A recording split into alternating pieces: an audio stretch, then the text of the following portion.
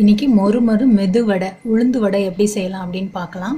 நான் உளுந்து மாவு கிரைண்டரில் அரைச்சி வச்சுருக்கேன். கிரைண்டரில் அரைச்சது தனியாக தெரியும், நல்லா பொறன்னு இருக்கும். இதே மிக்சியில் அரைச்சா கொஞ்சம் பேஸ்ட் மாதிரி இருக்கும்.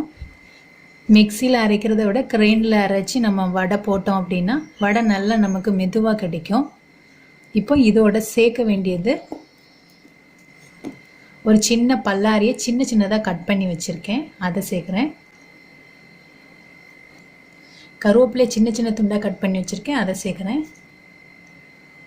காரத்துக்கு நான் கொஞ்சமாக மிளகு சேர்க்குறேன். ஏன்னா எங்கள் வீட்டில் சின்ன குழந்தை இருக்கிறதுனால 1 இயர் குழந்தை இருக்கிறதுனால அதுக்கு பச்சை மிளகா போட்டு செய்ய முடியாதுன்றதுனால அதுக்கு பதிலாக மிளகு எடுக்கிறேன். நீங்கள் காரத்துக்கு பச்சை மிளகா கூட சேர்த்துக்கலாம். இது கூடவே கொஞ்சமாக அரிசி மாவு சேர்த்துக்கலாம். அரிசி மாவு நிறைய சேர்க்கக்கூடாது. நிறைய சேர்த்தோம் அப்படின்னா அந்த மேல் தோல் பகுதி ரொம்ப ஹார்டாயிரும்.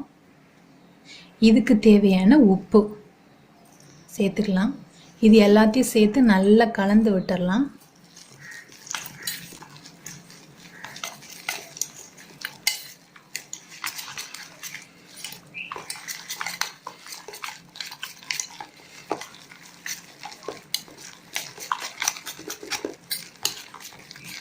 நல்லா கலந்தா வடை நல்லா சாஃப்டாக இருக்கும். இதை நல்லா கலந்தாச்சு. இப்போ வடை போட ஆரம்பிச்சிடலாம். தண்ணியில் கை முக்கிக்கோங்க. சின்ன பால் சைஸில் எடுத்து உருட்டிட்டு நடுவில் இந்த மாதிரி ஹோல் போட்டுட்டு இப்போ எண்ணெய் காஞ்சிட்ருக்கு, அடுப்பில் சேர்த்துடலாம்.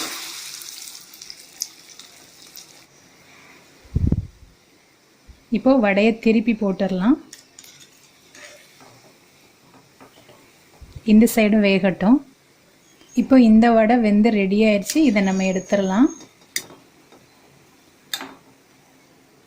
இதே மாதிரி அடுத்த வடையும் போட்டுடலாம்.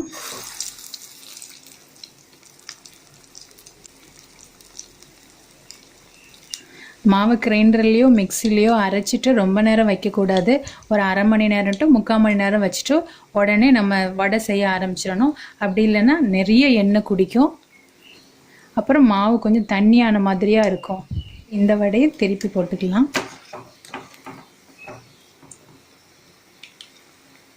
உளுந்து கிரைண்டரில் அரைக்கிறப்போ தண்ணி சேர்க்காமல் அரைக்கணும்.